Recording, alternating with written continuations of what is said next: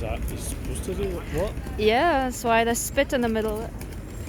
Some people spit on the heart of Lothian. That's why you shouldn't walk over it, because people spit on it.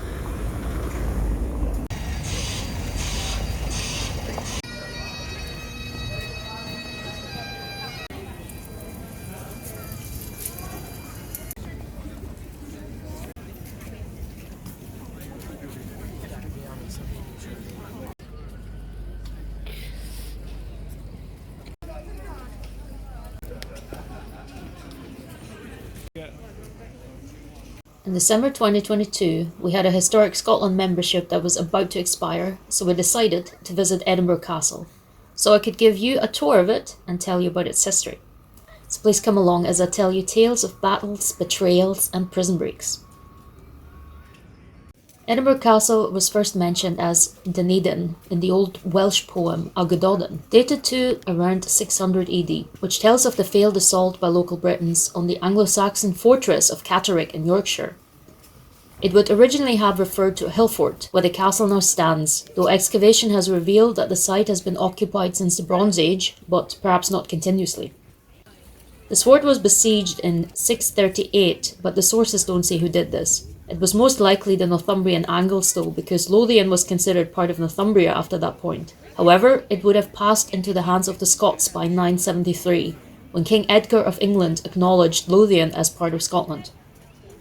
The castle itself likely developed over time from the earlier hill fort, but the oldest building still standing is St Margaret's Chapel, which seems to have been built in her honour by her son King David I in the early 12th century. The Scottish historian John of Fordun claimed he was residing at the castle when she died of a broken heart upon hearing the news of her husband's death, King Malcolm Canmore, who had been ambushed on a raid in Northumberland in 1093. The castle was then besieged by Malcolm's brother Donald Bane, who was probably trying to capture or even kill Malcolm's sons to stop their chance of succeeding to the throne. According to Fordun, Margaret's body was taken out of Edinburgh Castle through a secret exit to be buried at the church in Dunfermline, and Malcolm's sons were taken to England by Margaret's brother Edgar the Atheling.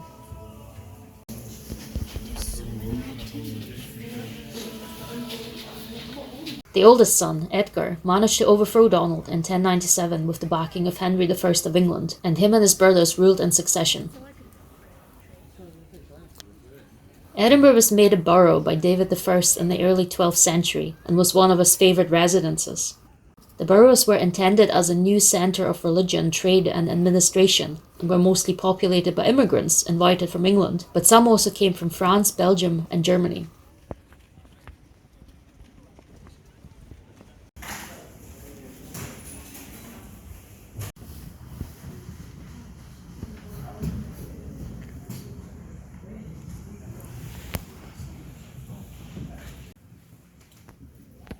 The relative proximity to England and status as important borough meant that Edinburgh was frequently fought over and the castle changed hands multiple times during periods of conflict. The castle was captured forcefully by Edward Longshanks of England in 1296 as part of his invasion of Scotland and surrendered after a 3-day bombardment. The castle was retaken by the Scots in a night attack on the 14th of March 1314, where Thomas Randolph, Earl of Moray, led his men up the rock the castle sits on and overcame the surprised English garrison. The Scots decided to destroy enough of the castle to render it useless to the English. Interesting sword.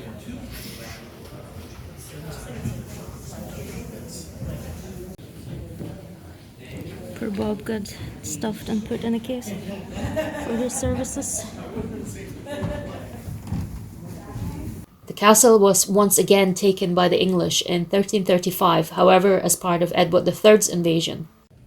Once again, the castle was retaken by stealth, when in 1341 William Douglas, Lord of Liddesdale, disguised himself and his men as merchants bringing supplies to the garrison from Leith.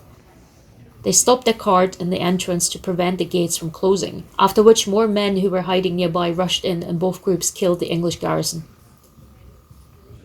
The English again attacked Edinburgh in 1356, though their focus was not so much on capturing the castle as terrorising the locals in Lothian, an event so devastating it became known as Burnt Candlemas, because it took place around Candlemas in early February.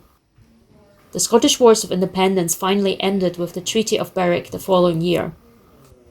Edinburgh was effectively Scotland's capital city from then on, as it overtook Perth and Stirling as the most important borough. David II, Robert the Bruce's son, who ruled from 1329 till 1371, rebuilt the castle and began the construction of David's Tower, which was only completed after he died by his successor, Robert II, the first king of the Stuart dynasty. The English eventually attacked Edinburgh Castle again at the beginning of the 15th century, but they suffered from lack of supplies and ended up withdrawing. In 1440, Edinburgh Castle was also the scene of a grisly murder known as the Black Dinner, which inspired the Red Wedding in Game of Thrones. James II, who was a boy king of 9 or 10 years old, stayed in Edinburgh Castle with its keeper, Sir William Crichton, following his coronation. However, James' mother, Queen Joan, didn't trust him and snuggled her son out of Edinburgh Castle, supposedly in a chest which was used for her dress, to Stirling Castle, which at the time was being kept by Sir Alexander Livingston, Baron of Callander. Livingston persuaded the Queen Mother to help him destroy Crichton, and he attacked Edinburgh Castle, but was reconciled with Crichton when he realised that the powerful Clan Douglas were willing to take advantage of the conflict to enlarge their own power. Crichton surrendered his castle to the king. However, he later kidnapped James while he was out riding near Stirling Castle and took him back to Edinburgh. He then invited the 16-year-old William Douglas and his younger brother David to the castle for dinner. According to the story, their retinue was a little nervous and advised caution to the young noble.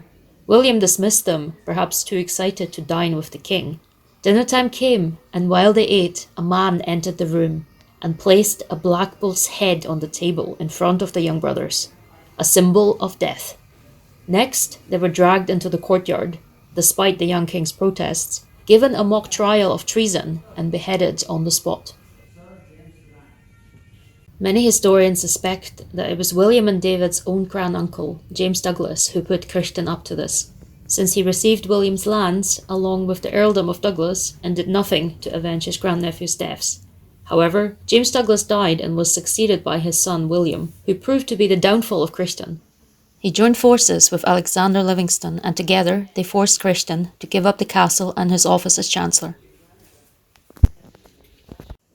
In 1479, Alexander Stuart, Duke of Albany, was imprisoned in David's Tower for plotting against his brother, King James III. However, he managed to get his guards drunk and escaped out of the window with a rope, then fled first to France and then England.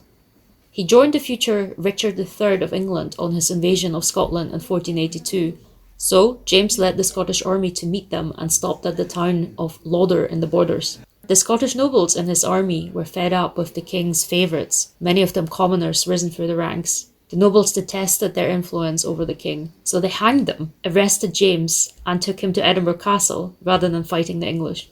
Richard followed them, but he wasn't prepared for a siege, so he just extracted money from the Scots and left. Both the Great Hall of the castle and Holyrood Palace were built in the reign of James IV from 1488 till 1513, though the construction of the palace meant that it overtook the castle as the primary royal residence. From 1518, it did provide refuge for James V, as he was only a child at the time, so the castle was seemingly considered a safer place for him than the palace. After he died in 1542, Henry VIII of England arranged with James Hamilton, regent for James' infant daughter, Mary Queen of Scots, that she would marry Henry's son, Edward. However, the Scots went back on the agreement, and the English responded with the rough wooing and raided Edinburgh in 1544. But the Scots managed to drive them off by firing cannons from the castle, targeting and destroying the English cannons. In 1567, Mary Queen of Scots was forced to abdicate and was imprisoned at Lochleven Castle, but she escaped to England. The following year, a civil war broke out between the supporters of Mary and those who ruled the country on behalf of her young son, James VI. In the same year, Sir William Kirkcaldy of Grange was made keeper of Edinburgh Castle. In 1571, he decided to take up the cause for Mary, and the Lang siege began. The king's men besieged Edinburgh and asked for help from Elizabeth, who sent ambassadors to negotiate a truce with Grange, and they managed to take control of the city, but he remained in the castle. In January 1573, the truce expired, and he began bombarding the town, while his enemies dug trenches around the castle and poisoned St. Margaret's Well. Grange was now the last of Mary's supporters still resisting. In May, Sir William Drury arrived with 1,000 English troops and 27 cannons. including one that was cast at Edinburgh Castle, and was captured by the English at the Battle of Flodden.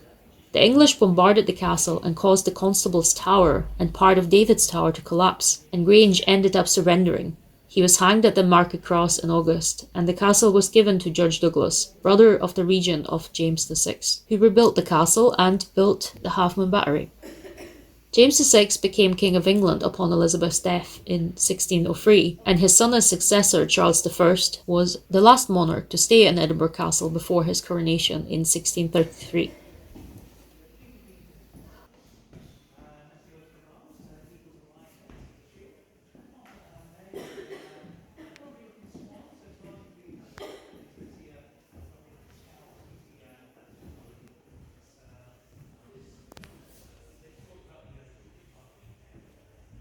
The union of the crowns wasn't the end of the castle's use in war.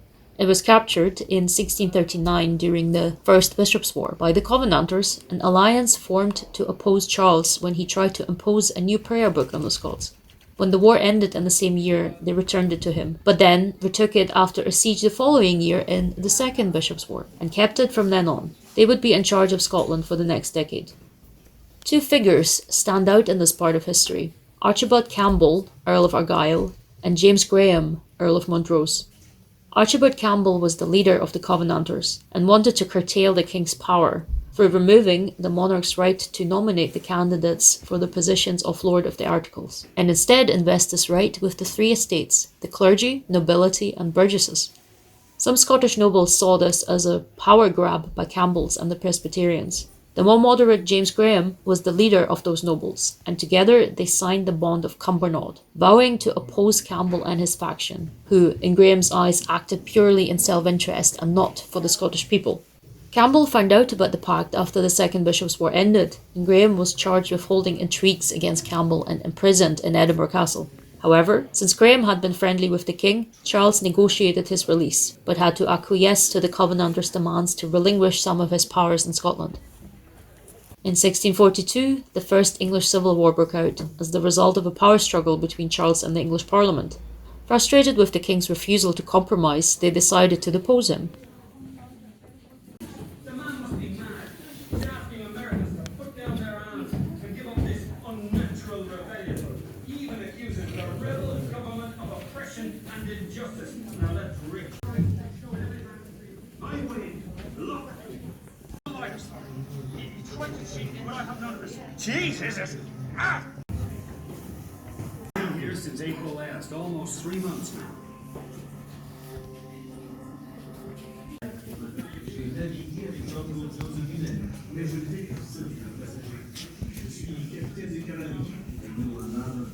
The Covenanters decided to support the English Parliament and sent an army to help them in 1644.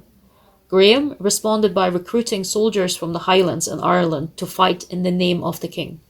The Royalists in both Scotland and England were defeated, and on the 5th of May 1646, Charles surrendered to a Scottish Covenanter army camped in England because he thought their terms were more acceptable than those of the English Parliament. In a foreseeable twist of events, the English refused to become Presbyterian, as the Covenanters wished, and to the Covenanters it seemed as if the English were intent on reducing Scotland's autonomy, so they pivoted and decided to help Charles regain the English throne in 1648.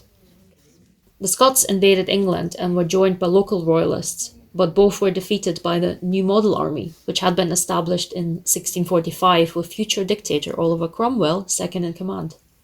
By 1649, the New Model Army had effectively taken over England's parliament, and they had Charles convicted of treason and beheaded, which horrified the Scots. The Covenanters then agreed to crown his son, Charles II, as King of Scotland if he would disavow James Graham, who had fled into exile after his royalist revolt was defeated.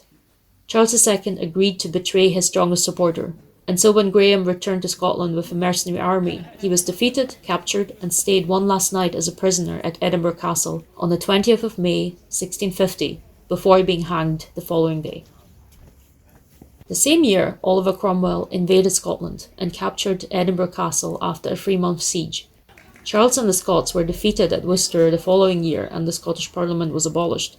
However, following Cromwell's death in 1658, his son Richard, the army and the Parliament couldn't work together, and so they decided to invite Charles II back in 1661. After his restoration, Charles II also turned on Graham's biggest rival, Archibald Campbell, who had even been the one who crowned Charles II in 1651. He was imprisoned in Edinburgh Castle for 5 months, tried and convicted for collaborating with Cromwell's government, and beheaded on the Maiden, Scotland's unique early model of a guillotine. Campbell's son of the same name was also imprisoned and sentenced to death in 1681 for not wholeheartedly accepting royal supremacy in religion and politics. He managed to escape when his stepdaughter Sophie Lindsay visited him with a servant who exchanged clothes, and Campbell managed to flee to Holland. He ended up a prisoner in the castle once again after leading a failed rebellion against James VII in 1685, and he was finally executed. Job Island with the son of it. Which island? Job. Things didn't turn out well in the long run for James VII though, as the English Parliament forced him to abdicate and invited William of Orange to take his place in 1688. James returned the following year, and one of his supporters was George Gordon, Duke of Gordon, and Governor of Edinburgh Castle.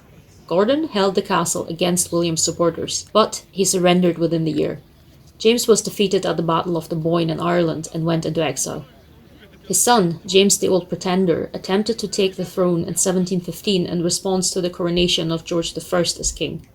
His supporters, the Jacobites, tried to take Edinburgh Castle with the help of some of the garrison, but the rope ladder lowered by the defected garrison for the men outside was too short, and the alarm was raised. The Highlanders fled, and the defectors were flogged and some hanged. When Bonnie Prince Charlie made his attempt to take the throne in 1745, he took Edinburgh without a fight, but the castle was still held by General George Preston, who bombarded Jacobites' positions in the town, and the Jacobites never captured the castle. The Bonnie Prince and his Jacobites were finally defeated at Culloden the following year, and the famous cannon, Mons Meg, was taken from Edinburgh Castle to the Tower of London in 1754 as part of disarming the Jacobites. Subsequently, the castle was used in the late 18th and early 19th centuries as a prison for prisoners of war, but 1811 saw a mass prison outbreak of Napoleonic prisoners. The castle ceased to be used as a prison 3 years later, and in 1818, Sir Walter Scott discovered the Scottish crown jewels hidden in a chest in the castle, which are still on display today.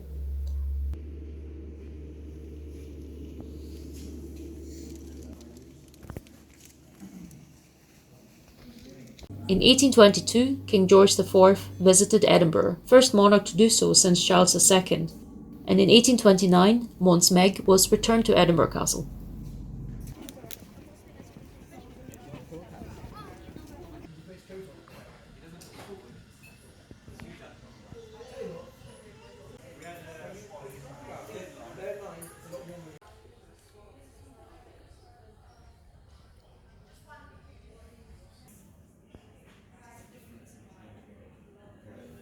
The castle was first opened to paying visitors in the 1830s, though it remained in charge of the military.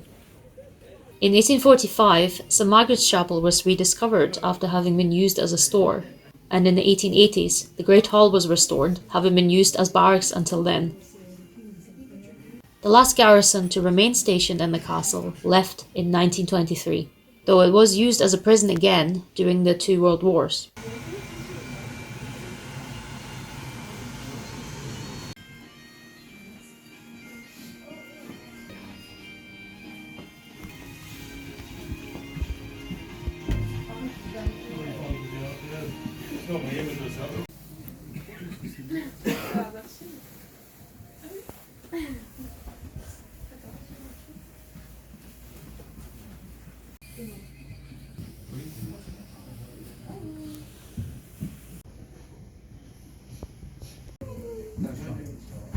When Historic Scotland was established in 1991, it took over Edinburgh Castle straight away. And in 1993, it was made a scheduled monument.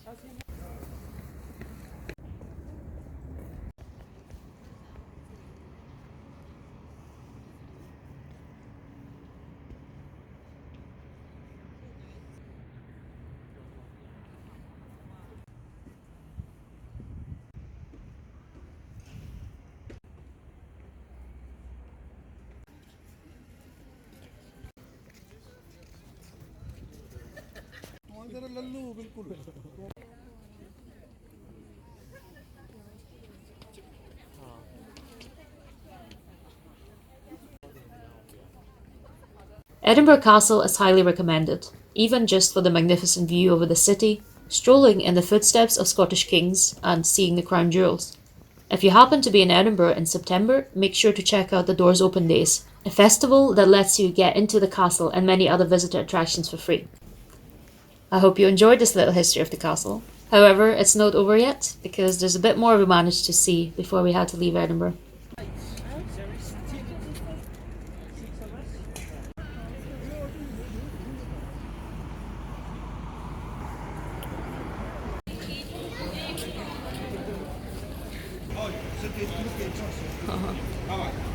Bus.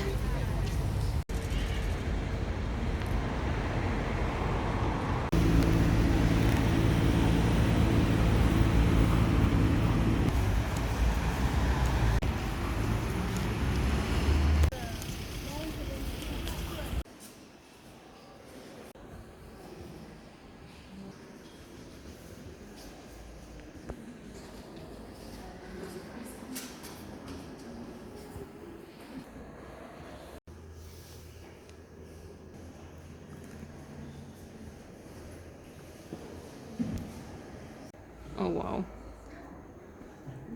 People with animal heads. Those picked.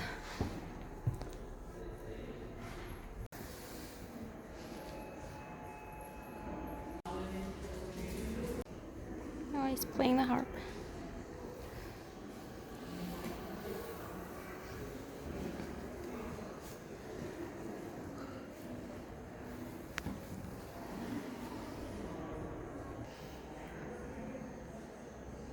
This guy is not having a fun time.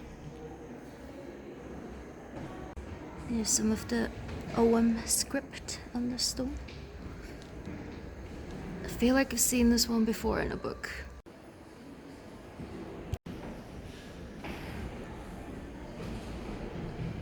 That's a weird little man.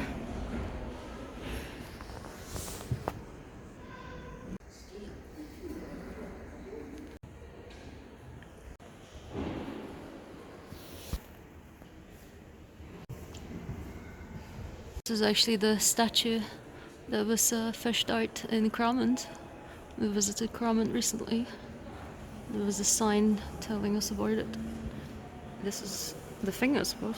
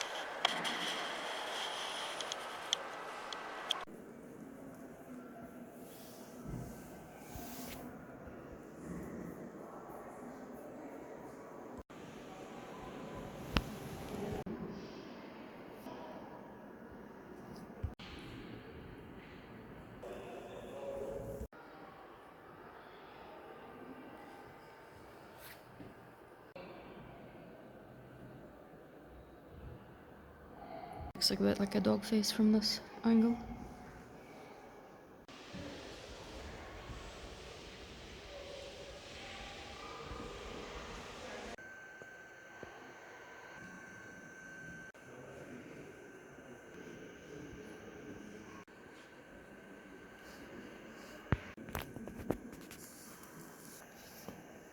This brown thing.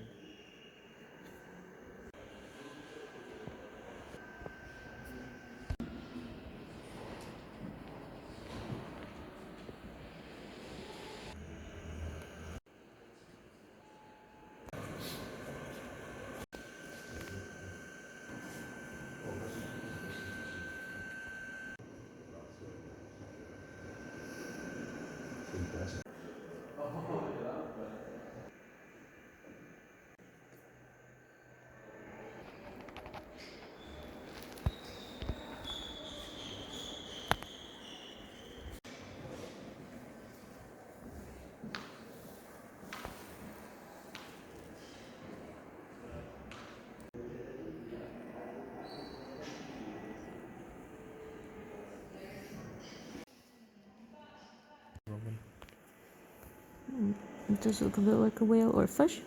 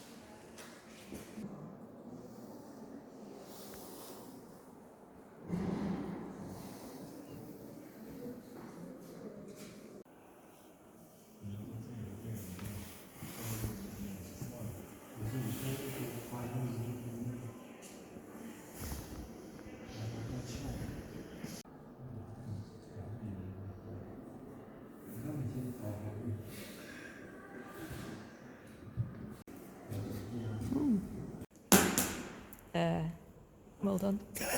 Okay, well, we'll put another one and try and right, what we'll do is I thought I was supposed to like go around.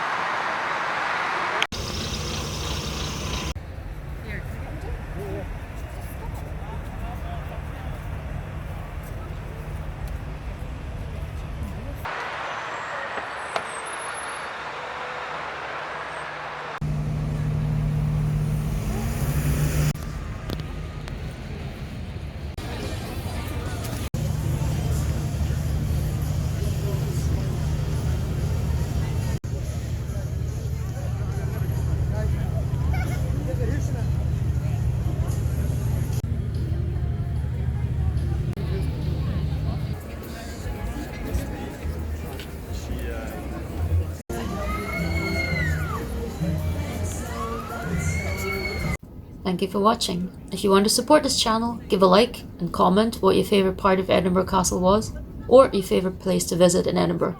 Take care, and until next time.